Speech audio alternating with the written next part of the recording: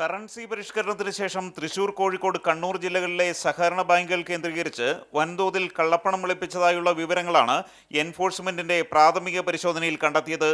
ഈ ജില്ലകളിലെ സഹകരണ ബാങ്കുകളും പ്രാഥമിക സഹകരണ സംഘങ്ങളും വൻതോതിൽ വാണിജ്യ ബാങ്കുകളിൽ നടത്തിയ നിക്ഷേപങ്ങൾ സംശയകരമാണെന്നാണ് എൻഫോഴ്സ്മെന്റിന്റെ നിഗമനം.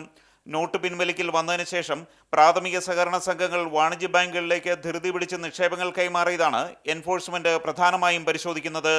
ഇങ്ങനെയുള്ള കൈമാറ്റങ്ങളെക്കുറിച്ച് ജീവനക്കാർ എൻഫോഴ്സ്മെന്റ് ഉദ്യോഗസ്ഥർക്ക് നൽകിയ മറുപടിയും തൃപ്തികരമായിരുന്നില്ല.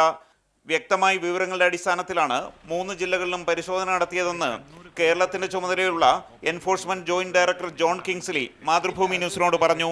റൊട്ടീനായിട്ട് ഡിസ്ക്രിപ്പൻസി ക്രെഡിബിൾ ഇൻപുട്ട് നോക്കാൻ വേണ്ടി സഹകരണ നിയമം ലംഘിക്കപ്പെട്ടുവെന്ന് കണ്ടെത്തിയതിനാൽ സഹകരണ സംഘങ്ങളുടെ ചുമതലയുള്ള രജിസ്ട്രാറിന് അടിയന്തരമായി നോട്ടീസ് നൽകാനാണ് എൻഫോഴ്സ്മെന്റ് ഡയറക്ടറേറ്റിന്റെ തീരുമാനം.